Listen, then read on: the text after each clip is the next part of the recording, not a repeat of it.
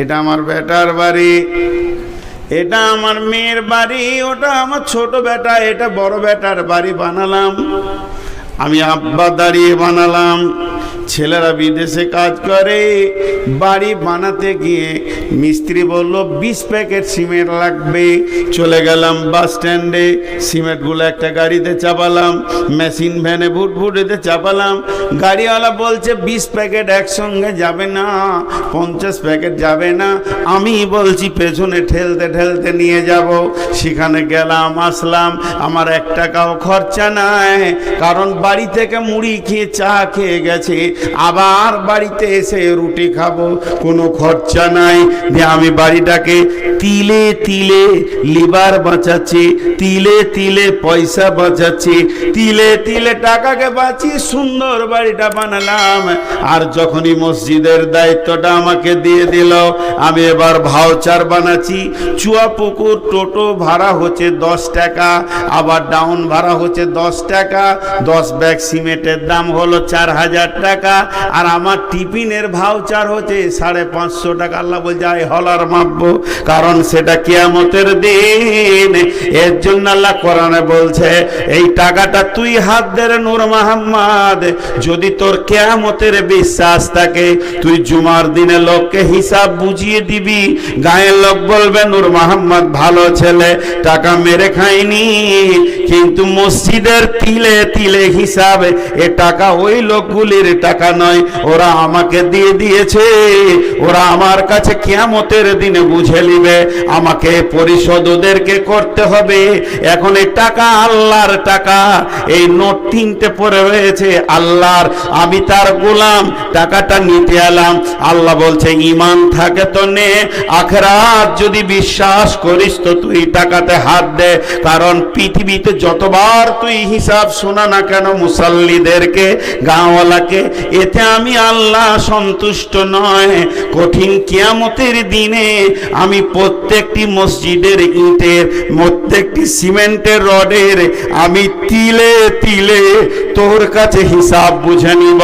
3 নম্বরে বলছেন ওয়াকামাস সালাতা, তুই নামাজ পড়িস কিনা বল, যদি নামাজ পড়িস তো আমার মসজিদের দায়িত্ব নিবি, নামাজ না পড়লে তোর মতো বেঈমানকে কেমন আযাব দিতে হয় আমি রেডি হয়ে আছি। কারণ জবরদস্তি করে সমাজে নাম নেওয়ার জন্য তুমি মসজিদের মুতাল্লি কমিটি হয়ে থাকবে, আমি আল্লাহ ছেড়ে দিব না, তোমাকে 5 ওয়াক্তের নামাজই পড়তে হবে। আমি একটা প্রশ্ন করব, যে উত্তর দিতে পারবে তাকে, তার কাছে 2000 টাকা নিব।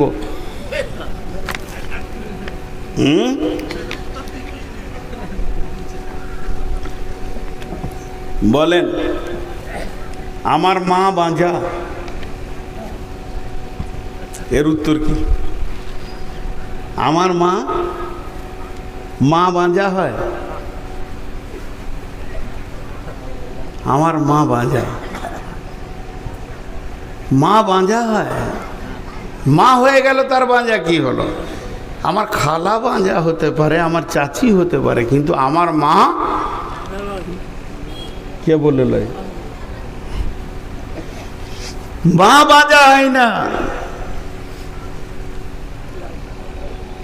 86 বছরের বৃদ্ধ লাঠি ছাড়া হাঁটতে পারে না, চোখের চশমা নাকের ডগে থাকে, আর হয়ে গেছে শরীরটা বেঁকে, রান্না করে খাচ্ছে।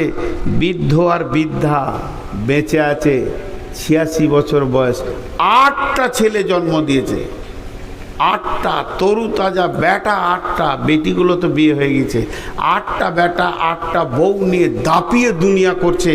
মা আব্বা রান্না করে খেয়েছে। জনৈক আলিম গিয়ে বলছে চাচি কেমন আছেন? চাচি হয় ওর, ঘটনা সত্য, কোথাকার বলবো না। চাচি কেমন আছেন? বলে বাঁঝা মানুষ যেমন থাকে ওরকম আছি বাবা। মসজিদ বানাচ্ছে কিন্তু মসজিদ ঢুকবে না, মসজিদকে বাঁধা করে রাখবে। আল্লাহ বলছে তুই মসজিদকে খেলতামাশা পেয়ে গেছিস না। সালাত আদায় করো, ওয়া আতাজ যাকাতা, ওয়া আতাজ যাকাতা, যে ব্যক্তি যাকাত দেয় না সে মসজিদ কমিটি হবে না, তার কাছে মসজিদের টাকা থাকবে না, এবং তার টাকা মসজিদে নেওয়ার ব্যাপারে অনেক সন্দেহজনক কথা আছে। হাজি ভাই, আবার একটা উদাহরণ দিব, ধ্যান দিয়ে শুনেন। আমি আমার নাতনিকে কোলে নিয়েছি আর হিসু করে দিল, বাচ্চা ছেলে মেয়ে পেচ্ছাপ করে দিল, তো আমার লুঙ্গিটা গোটাই ভিজে গেল, কিন্তু গাড়ি রেডি, 1 মাসের জন্য জালসাই বেরিয়ে যাব উত্তরবঙ্গে, ড্রাইভারও রেডি, খালি আদর করে কোলে নিতে গেলাম আর হিসু করে দিলাম। লুঙ্গিটা নিতেও হবে, আবার ছেড়ে গেলে হবে না, 3-4টা লুঙ্গি নিব। চট করে লুঙ্গিটা চেঞ্জ করে রেখে দিলাম, একটু আদু আদু করে ভাঁজ করে। আমার বিবিকে বললাম লুঙ্গি 3টাকে ভরে দাও তো, কিন্তু আসলে ওটাকে আলাদা ক্যারিতে ভরতে হতো, ও না পাক, ওটা আলাদা ক্যারিতে ভরতে হতো, তারপরে ব্যাগের সাইডে বা গাড়ির সাইডে ফেলে রাখতে হতো, যেখানে জালসা করতে যাব ধুয়ে নেবো।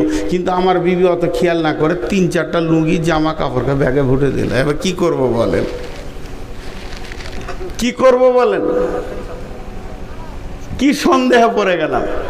হে বেযাকাত, হে সুদারু, তোমার টাকা না পাক, তুমি বেঈমান, আল্লাহকে যাকাত দাওনি, অতএব আল্লাহর পবিত্র টাকা তোমার আলমারিতে ভরবে।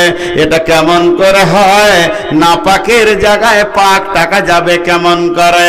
বেযাকাত কোনোদিন তুমি দান করো না, আর বেযাকাত ওয়ালা মসজিদ কমিটিও হবে না, তার কাছে আল্লাহর টাকা থাকবে না। অতএব আল্লাহ বলছেন, যদি তুমি মসজিদ বানাতে চাও, মসজিদকে ভালোবাসো, যাকাত দেনেওয়ালা হয়ে যাও, ওয়াতা যাকাত, তুমি পবিত্র হয়ে যাও, তুমি যাকাত দেনেওয়ালা হয়ে যাও। তাহলে 4টা হলো। 1 নম্বর আল্লাহর উপরে ঈমান আনো, 2 নম্বরে আখিরাতের উপরে ঈমান আনো, 3 নম্বরে নামাজ পড়ো, 4 নম্বরে যাকাত দাও, 5 নম্বরে ওয়ালাম ইয়াখশা ইল্লাল্লাহ, আল্লাহ ছাড়া পৃথিবীর কাউকে ভয় করিও না।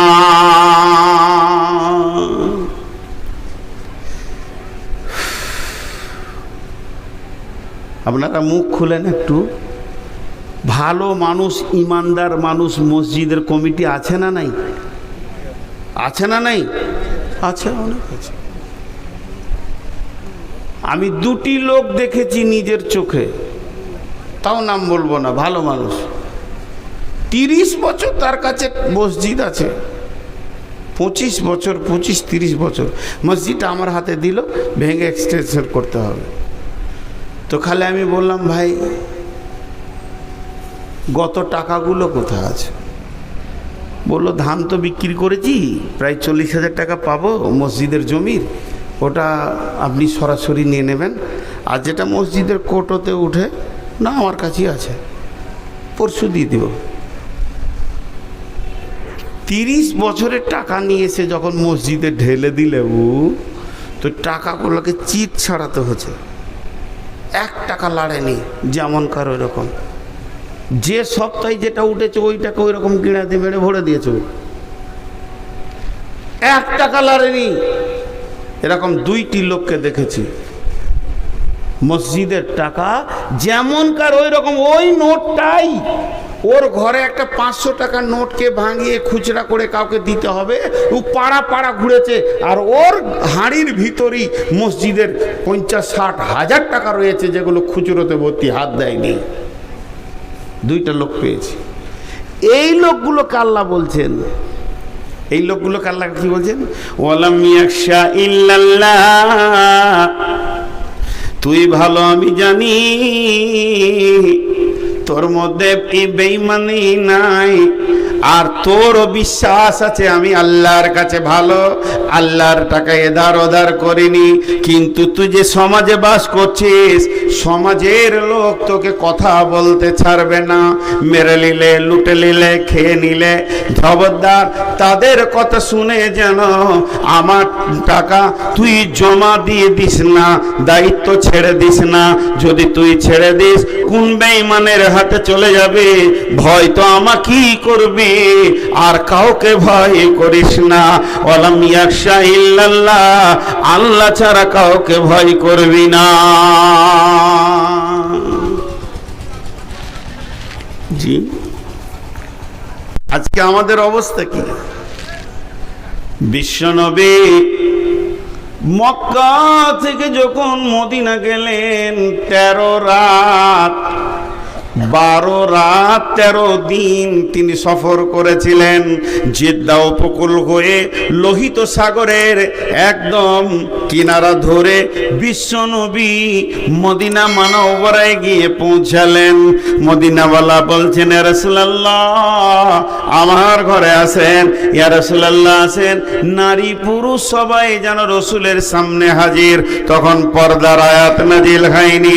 বিশ্বনবী বললেন, আমি আমার উটের লাগাম ধরব না, আমার উট যেদিকেই যাবে আমি তার ঘরে গিয়ে মেহমান হয়ে যাব। হযরত আবু আইয়ুব আনসারীর বাড়িতে একদম পশ্চিম দক্ষিণ কোণে মদিনার এক পাশে তার ঘরে বিশ্বনবী মেহমান হয়ে গেলেন। তারপরে নবীজি বললেন, হে আমার সাহাবীরা, আমি একটা মসজিদ বানানোর প্ল্যান নিয়েছি, তোমরা আমার সঙ্গে উদ্যম হয়ে যাও। সেই মসজিদের তিনি ভিত রাখলেন এবং ভিত রাখার পর তিনি বললেন, কেউ যদি এই মসজিদে এসে 2 রাকাত নামাজ পড়ে সে 2টি কবুল উমরা হজের নেকি পাবে। সেই মসজিদটার নাম হলো মসজিদে কুবা। এরপরে বিশ্বনবী বললেন, আমি আর একটা মসজিদ বানাবো, যে মসজিদটা হবে সারা পৃথিবীর দাওয়াতের সেন্টার, তবলিগের সেন্টার। সেখান থেকে তবলিগের বিদ্যুৎ যেন চারিদিকে কেবেলে ধরতে থাকবে। সেই মসজিদটার নাম মসজিদে নববী। বিশ্বনবী বললেন সাহাবীদেরকে, সাহাবীরা বলেন, ইয়া রাসূলুল্লাহ, ইয়া হাবিবাল্লাহ, আপনি দেখেন কোন জায়গাটা চয়েস করছেন। বিশ্বনবী দিয়ে চয়েস করলেন, এই জায়গাটা হলেই ভালো হয়। খাবার সার্চিং করো, জায়গার মালিককে সার্চিং করতে করতে পাওয়া গেল 2টি এতিম বাচ্চা, তাদের আব্বা নাই, 2 জন না বালক, তাদেরকে ডাকা হলো। দয়ার নবী বললেন, সোনামানিক, তাদের গালে হাত দিয়ে, ও সোনামানিক রে, তোমাদের জায়গাটা আমি পছন্দ করেছি, এখানে মসজিদ বানাবো, এবার তোমরা বলো। 2 জনে আনন্দে আত্মহারা হয়ে চোখের পানিতে খুশিতে বলছেন, ইয়া রাসূলুল্লাহ, আল্লাহর জন্য ওয়াফ করে দিলাম। নবীজি বললেন, আলহামদুলিল্লাহ, কবুল করে নিলাম, তবে কিছু মাল না দিয়ে আমি মসজিদে বানাবো না। এবার বিশ্বনবী তাদেরকে কিছু মাল দেওয়ার চিন্তা ভাবনা নিলেন। ওই 2 ভাইকে তাদের হাতে কিছু অর্থ ধরিয়ে দিলেন। কেন অর্থ ধরালেন এ ব্যাপারে ইতিহাসবিদরা লিখেছেন, তা তো ফ্রি দিয়ে দিয়েছিল, কিন্তু অর্থ দেওয়ার কারণ বিশ্বনবী দেখলেন যদি সামান্যতম মাল না দিয়ে এমনিতেই এতিম, তারপরে কাফের বেঈমানেরা বলবে নবী মুহাম্মদ জবরদখল করে এতিমের মাল, ওদের কোনো শক্তি ছিল না, ছিনিয়ে নিয়ে মসজিদ বানিয়েছে। এই কলঙ্কটা পৃথিবীর বুকে হতে দিব না, ইতিহাসকে নোংরা করতে দিব না। তাই তাদের হাতে কিছু অর্থ ধরিয়ে দিয়ে ওই জায়গায় মসজিদ বানালেন, যে মসজিদটার নাম হচ্ছে মসজিদে নববী। কিছু না হলেও ছাদের ভিতরে 10 থেকে 15 লক্ষ লোক নামাজ পড়বে। এই মসজিদটা বর্তমান সরকার যা আছে এর আরো ডবল বানানোর জন্য উঠে বেড়ে লেগেছে। সমস্ত হোটেল 5 স্টার 7 স্টার হোটেলগুলো ভেঙে চুরমার করে দিয়ে মসজিদ বানানোর কাজে নেমেছে। অতএব বন্ধুরে, মসজিদ এমন একটা জিনিস, আল্লাহর ঘর। তাই বিশ্বনবী বলে গেছেন, মান বানা লিল্লাহি মসজিদান বানাল্লাহু লাহু বাইতান ফিল জান্নাহ।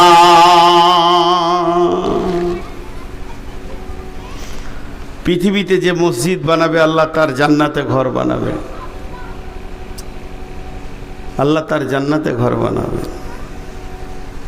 এখান থেকে আপনার জান্নাত বেনে যাবে।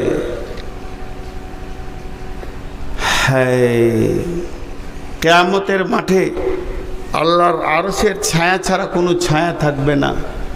সেই দিন 7 ব্যক্তি আরশের ছায়াতে থাকবে। তার মধ্যে একটা হলো রাজুলুন কালবুহু মুআল্লাকুন ফিল মাসাজিদে। ওই ব্যক্তি যার দিল মসজিদে পড়ে আছে, দিল মসজিদে পড়ে আছে। কিন্তু আমাদের অবস্থা খুব খারাপ। इस जमाना के लोग मस्जिद को बैतुल खाला जैसे इस्तेमाल करते हैं। মসজিদে ঢুকছেও তাড়াতাড়ি, বের হচ্ছেও তাড়াতাড়ি। মাশাআল্লাহ, রাস্তা ছেড়ে দাও গো, টোটোওয়ালাদের যেতে দাও, ওদের বেচা কিনা হয়ে গেল। মাশাআল্লাহ মাশাআল্লাহ। টোটো হইতে সাবধান, এরা কাকে কখন মারবে ওরাই জানে না। চাও, মেলাওয়ালাদের শেষ হচ্ছে কিন্তু জালসাওয়ালাদের শেষ হচ্ছে না। এত বক্তা আনা কি দরকার ছিল বলেন, আমাকে উত্তর দেন। 2টা বক্তাই তো যথেষ্ট ছিল। সন্ধ্যার দিকে একটা, এখন একটা, 10টার মধ্যে শেষ হয়ে যাবে। আলহামদুলিল্লাহ, হয়ে গেল জালসা।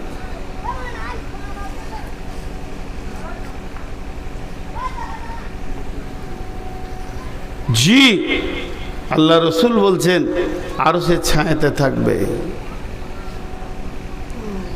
বিশ্বনবী বলছেন, সাবাতুন ইদুল্লুহুমুল্লাহু ফি দিল্লিহি ইয়াউমুল লা দিল্লা ইল্লা দিল্লুহু, ইমামুন আদিলুন শাবুন নাসা ফি ইবাদাতিল্লাহি ওয়া রাজুলুন কালবুহু মুআল্লাকুন ফিল মাসাজিদে। ওই ব্যক্তিটা যার অন্তরটা মসজিদে টাঙা আছে, হৃদয়টা যেন মসজিদে পড়ে আছে, হাটে আছে তাও মসজিদে, বাজারে আছে তো মসজিদে, ঘাটে আছে তো মসজিদে, তার মন যেন মসজিদে পড়ে আছে। কখন আজান হবে, কখন যাব। এর দুনিয়াটা হবে মসজিদওয়ালা দুনিয়া, এর দুনিয়াটা হবে মসজিদওয়ালা দুনিয়া। আর আমরা যে 10 মিনিট ঢুকছি, দিল যেন ছটফট করছে, কতক্ষণ মসজিদ থেকে বের হব। এটা দুনিয়াওয়ালা মসজিদ হয়ে গেছে। এই মসজিদের ব্যাপারে আল্লাহ তাবারাক ওয়া তাআলার নবী বলছেন যে মসজিদ কি জিনিস শুনে নাও, মসজিদ কি জিনিস শুনে নাও। এমন একটা জামানা আসবে, ও জাহারাতিল আসওয়াত ফিল মাসাজিদে, মসজিদে জোরে জোরে দুনিয়ার গল্প করবে, মসজিদকে ক্লাব ঘর বানাবে, বটখানা বানাবে। বন্ধুরা আমার, তা নয়। মসজিদ এমন একটা ঘর যা আল্লাহর ঘর। আল্লাহর ঘরকে অন্তর হৃদয় দিয়ে বানাতে হবে। এবার চুয়াপুকুরের লোকদেরকে একটা কথা বলছি, শুধু চুয়াপুকুর, বাইরে গাঁয়ের লোক আছে ওদেরকে বলছি না, কিন্তু মুসলিম হিসেবে আবার সবাইকে বলছি। এই যে মসজিদটা আপনারা যে ওয়াক্তে মসজিদটাকে মানে ভেঙে আবার বানাবেন, এই মসজিদের আয়াতে কতগুলি ঘর আছে? হ্যাঁ, মোটামুটি মসজিদের আয়াতে কতগুলি ঘর আছে? 100। হ্যাঁ, 150 হবে। একটা ঘটনা শোনাই আপনাদেরকে, সত্য ঘটনা। আমাদের এলাকায় বিরালি বুঝেন, ইয়া নবী সালাম আলাইকা, 700 ঘরের গ্রাম, গোটাটাই বিরালি, 600-700 ঘর। তার মধ্যে 85 থেকে 86 ঘর আকিদা চেঞ্জ করে নিয়েছে আর কি। হঠাৎ ওরা অবাক, ওরা সব চলে এসছে সহি আকিদার ওপরে। তোদের কার মসজিদে উঠতে দেয় না, তোরা বেরিয়ে যা। এবারে গায়ে যতই হোক পারবে, বলছে মসজিদ তো তোদের একা নয়, তোর ওই মসজিদ যদি নিবি তো মসজিদের যেটা জায়গা আছে ওটা আমাদেরকে দে, আমরা মসজিদ বানিয়ে একটা মিউচুয়াল হয়ে ওদেরকে একটা জায়গা দিয়ে ওদেরকে আলাদা করে দিয়েছে। ওরা এখন ধান্দা করছে যে নূর মোহাম্মদকে নিয়ে আসবো তো মসজিদ হয়ে যাবে, 2-3টে মসজিদ বানিয়েছে। কিন্তু আমি যে লোকের কাছে মেঘে বানাচ্ছি, আমি তো আর ধরেন বিদেশ থেকে টাকা, বড় বড় কোম্পানির টাকা তো আমার কাছে নেই, আমি লোকের কাছে দরজায় চেয়েছে বানাচ্ছি। তা আমাকে নিয়ে গেল, এরকম বায়ান করলাম, মহিলারাও বায়ান শুনছিল। খালি ওদেরকে একটা কথা আমি বলেছি, 80টা লোকের 80টা ঘর, 80টা লোকের 80টা ঘর, সবাই নিজে নিজে ঘর আছে না নাই? আর 80টা লোকের একটা ঘর। পয়সা কেন চাইবে বাইরে গায়ে? বাইরে গায়ের লোকের কাছে পয়সা কেন চাইবে? আজকে চুয়াপুকুরের লোকগুলোকে আমি মুসলমান হিসেবে দাবি রেখে বলছি, আবদার করে বলছি, 150টা লোকের একটা ঘর। কি জানতে দিব লোককে কখন 2তলা হয়ে মার্বেল লেগে যাবে? 150টা লোকের একটা ঘর, 1 লক্ষ করে টাকা দেন, 1.5 কোটি টাকা, 50,000 দিলে 75 লক্ষ টাকা। কেন দিবেন না? দিবেন না তা কেন? এটা আল্লাহর ঘর, আপনার পাড়ার, আপনার। আবদার করেন।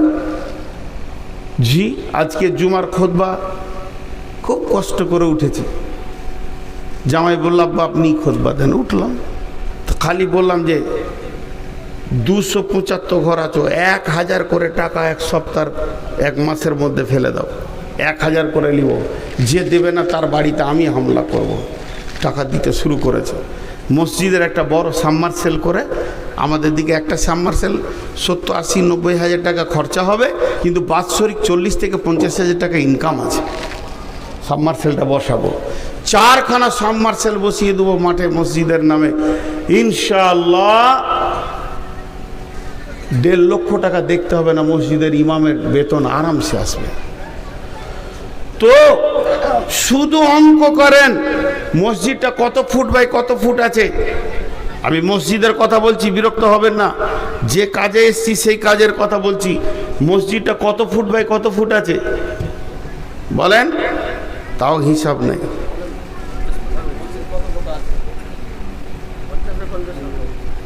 জি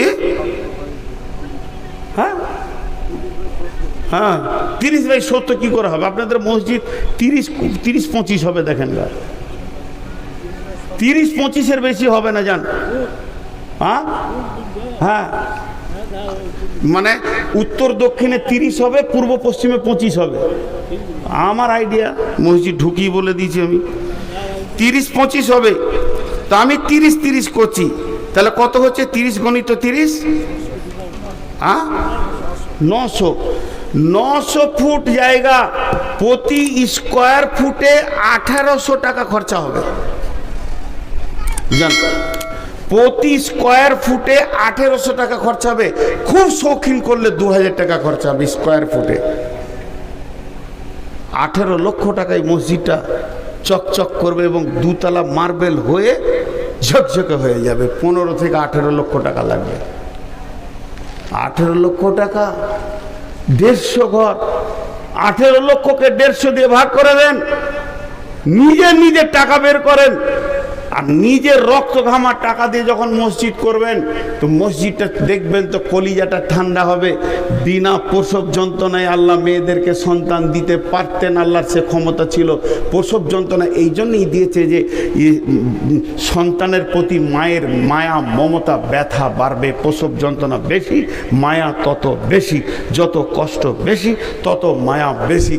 নিজের রক্ত ঘামানো পয়সা দিয়ে যখন মসজিদটা বানাবেন, সারা জীবন মসজিদে ঢুকলে চোখের পানি পড়বে।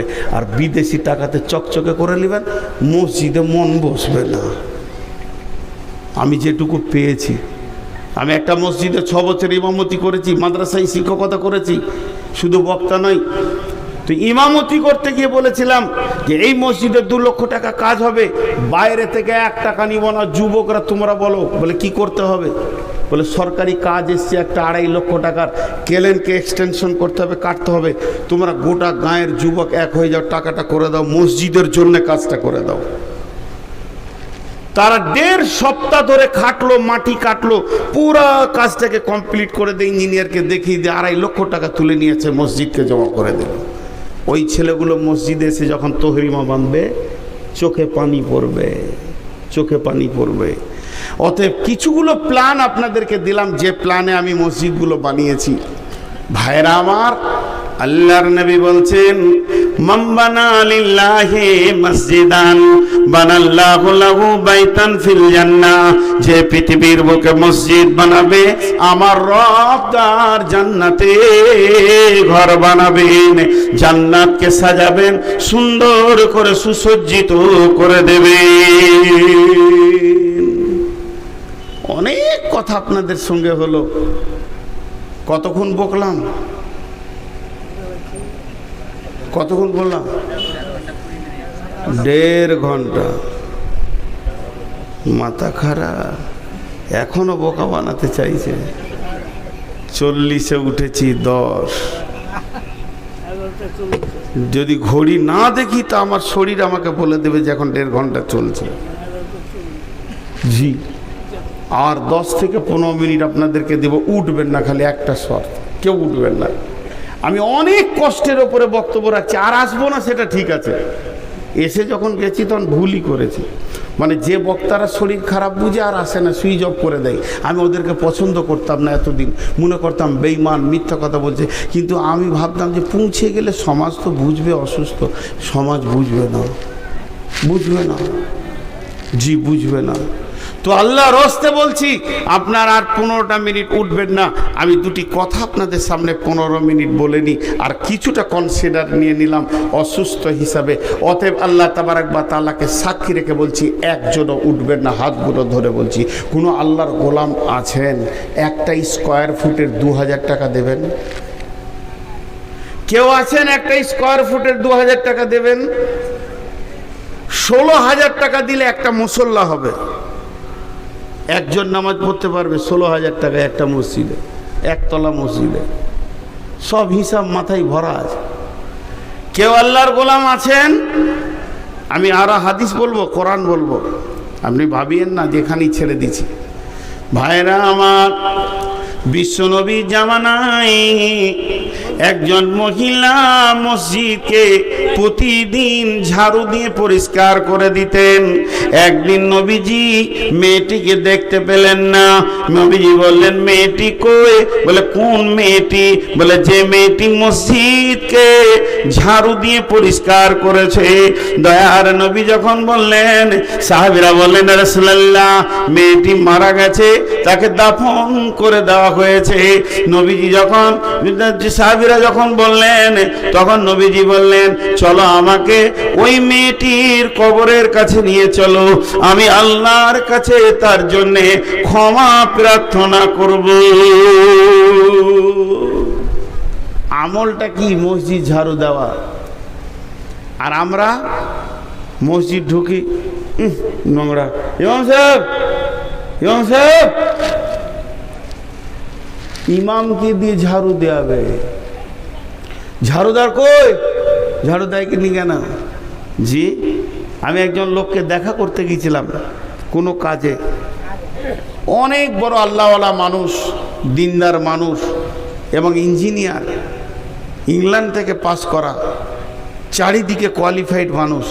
তো আমি মসজিদে দাঁড়িয়ে আছি, তো একজন ডাকতে গেলেন, তুমি এসি মসজিদে ঢুকি ঝাঁটাটা হাতে নিচে। আমরা, জি আমাকে দেন। বলে, না, আপনি মেহমান, আমি মেজমান। মেহমানের অনেক ইজ্জত আছে, এটা দেওয়া যাবে না, আমি ঝাড়ুটা দিই।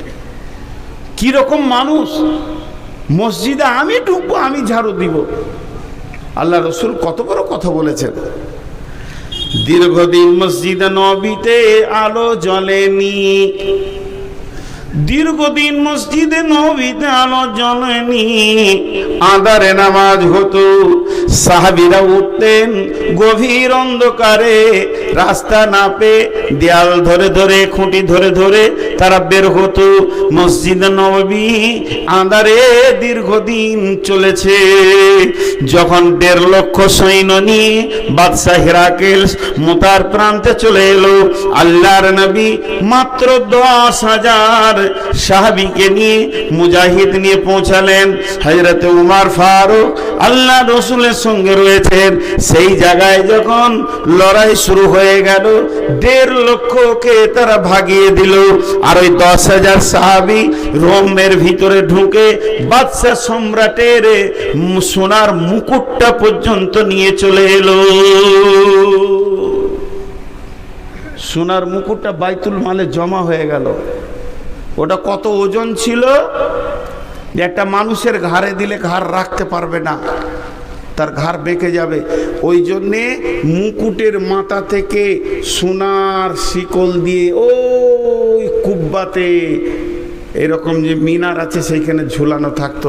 বাদশাহ বসলেই মনে হতো যেন মুকুটটা মাথায় আছে। সোনার পরিমাণ কত! সেইটা চলে এলো কোথা? মসজিদে নববীর গোডাউনে।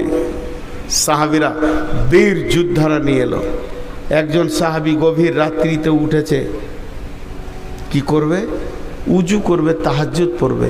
তো এই সোনার মুকুটটা পায়ে লেগে গেছে। পায়ে লাগলে একটা সাউন্ড হবে। তো আর একজন শুয়ে বলছে, কিরে কে রে, কিরে কে রে? বলে আমি। কি লাগলো? সেই মুকুটটা।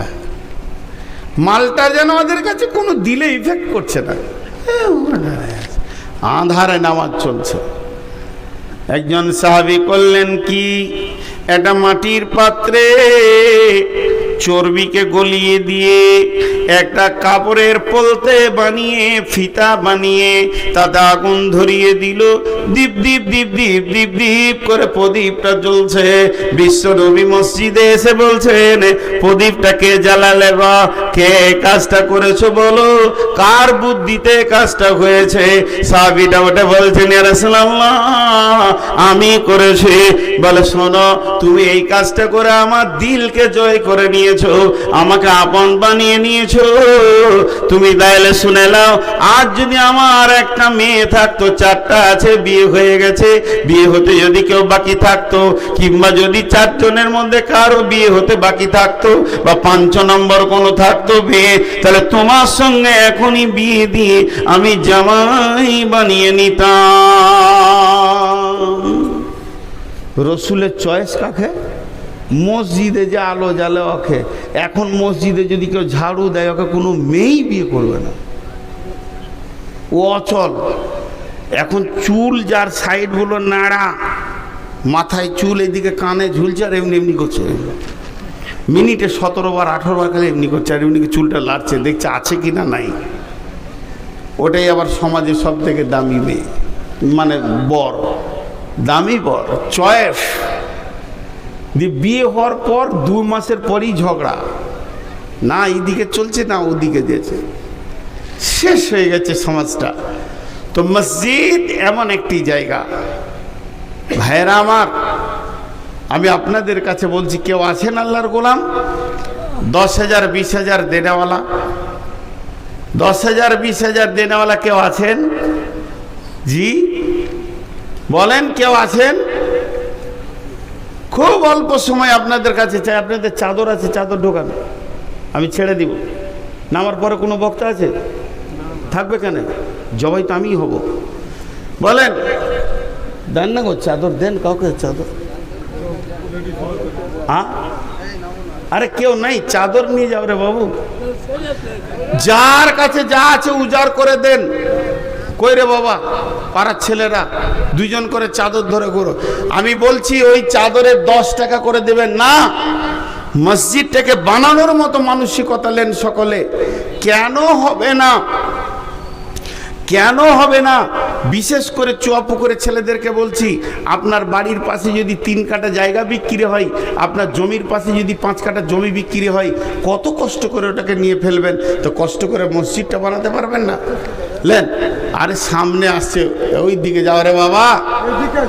আচ্ছা, এখন আমার ঘড়িতে বাজছে 20।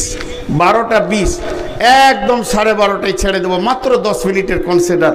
তো আল্লাহর রাস্তে বলছি, কেউ আছেন আল্লাহর বান্দা, দেন আমাকে 5,000 7,000 ওয়ালারা বলেন, একটা নাম লিখেন, আল্লাহর রাস্তে একটা নাম লিখে রাখেন, আল্লাহর রাস্তে একটা নাম লিখেন, 10,000 20,000-এর একটা নাম লিখেন। আল্লাহর গোলাম কে আছেন, আল্লাহর বান্দা কে আছেন, একটা 10,000 20,000-এর নাম লিখেন, একটা 5,000 বলেন, এতগুলির ভিতরে একটা 5,000 বলেন। 5,000 গ্রামের যুবকদেরকে বলছি, বিশেষ করে আপনাদের মসজিদ আপনাদেরকেই বানাতে হবে।